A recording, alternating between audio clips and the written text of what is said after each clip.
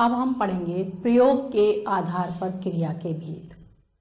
प्रयोग के आधार पर यानी कि उसमें सकर्मक और अकर्मक की बात नहीं करेंगे, बल्कि क्रिया को किस तरीके से प्रयोग किया गया है उसकी बात करेंगे। तो सबसे पहले हम ले रहे हैं जो प्रयोग के आधार पर पहली क्रिया का जो भेद है वो है प्रेरणार्थक क्रिया। प्रेरणार्थक क्रिया में कर्ता स्वयं कार्य नहीं करता, बल्कि किसी को प्रेरणा देता है कार्य को करने की। सबसे पहली पहचान, कर्ता स्वयं कार्य नहीं करता, किसी से करवाता है। जैसे कि वाक्य में देखें, मैंने मजदूर से पेड़ कटवाए। अब यहाँ पर कर्ता बेसिकली कौन है?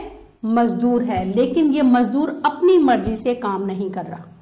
किसने कहा? मैंने कहा, तब उसने पेड़ काटे हैं, यानी कि मैंने मजदूर से पेड़ कटवाए। तो यहाँ पर जो कर्ता है वो इतना स्वतंत्र नहीं है कि वो अपने आप काम करे, उसे किसी से प्रेरणा मिलेगी।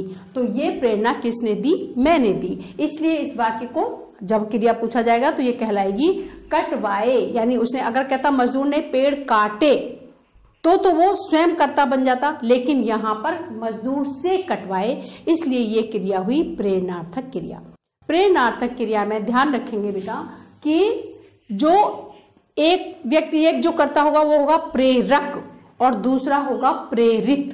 अब जैसे मैंने कहा तो मैं होंगी, क्या होगा? ये प्रेरक जिसने प्रेरणा दी, और ये कहलाएगा प्रेरित जो जिसने प्रेरणा पाकर कार्य को किया।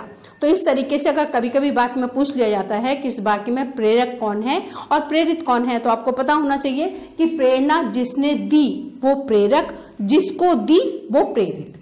अब कभी ऐसे वाक्य भी होते हैं जिसमें दो प्रेरक और दो प्रेरित हो जाते हैं। जैसे एक वाक्य और देख लें, कमला ने आया से बच्चे को दूध पिलवाया। अब यहाँ पर कर्ता कौन है? कौन काम करने वाला है? बच्चा, क्योंकि बच्चा दूध को पी रहा है तो वो करता हुआ, लेकिन ये बच्चा अपने आप काम नहीं कर रहा। कैसे कर रहा है? आया के जरिए से कर रहा है। और आया को किसने कहा? कमला ने कहा। अब आप ध्यान दें कि कमला जो है वो आया के लिए प्रेरक है और ये प्रेरित है, लेकिन बच्चे के लिए आया प्रेरक है और ये प्रेरित है। तो इसको हम कहेंगे प्रथम प्रेरक, और ये हुआ यहाँ पर प्रेरित, और बच्चा आया के लिए हुआ प्रेरित, और वैसे बच्चे के लिए हुआ ये प्रेरक। तो ध्यान रखें कि यहाँ पर दो जो आया है वो दोनों का काम कर रही है, प्रेरित का भी कर रही है और प्रेरक का भी कर रही है। जहां कमला के लिए ये प्रेरित है, वहीं बच्चे के लिए ये प्रेरक है। तो कभी कभी वाक्य में इस तरीके से भी पूछ लिया जाता है कि ये वाक्य कैसा है, इसमें प्रेरक और प्रेरित बताएं। तो हमें वहां पर बताना पड़ेगा कि कमला जो है वो आया के लिए प्रेरक है, आया प्रेरित है, और बच्चे के लिए आया प्रेरक का कार्य कर रही है, बच्चा यहाँ पर प्रेरित है। और वाक्य में कर्ता कौन है? करता है बच्चा। एक्चुअली काम करने वाला कौन है? बच्चा है, क्योंकि वही दूध को पी रहा है, लेकिन पी नहीं रहा, पिलवाया।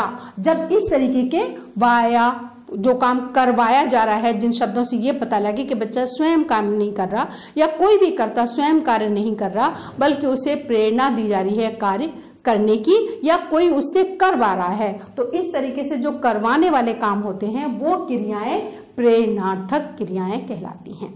तो उसमें दो तरीके के वाक्य बनेंगे। कोई भी वाक्य हो सकता है, मैंने मजदूरों से गड्ढा खुदवाया या मजदूरों से पेड़ लगवाए। तो जो भी कार्य है वो उसने खुद नहीं किया कर्ता ने, बल्कि उसको किसी ने करवाया है, किसी ने उसे प्रेरणा दी है। तो जो प्रेरणा देने वाले वाक्य होते हैं वो क्रियाएं कहलाती हैं प्रेरणार्थक क्रिया।